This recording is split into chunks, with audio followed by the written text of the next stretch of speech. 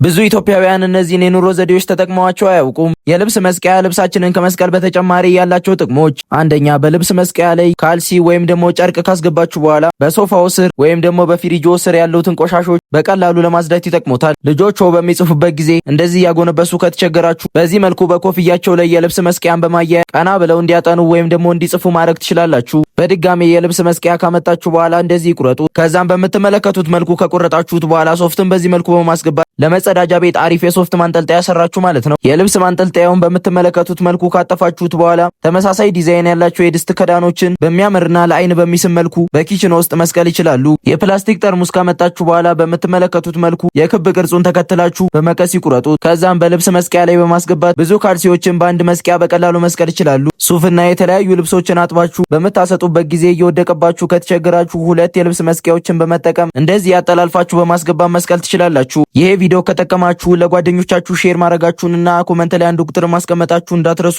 እንዲሁም ደግሞ የዚህ ቻናል ቤተሰብ ካልሆናችሁ የፕላስ ምልክቷን በመጫን ፎሎ ያድርጉ።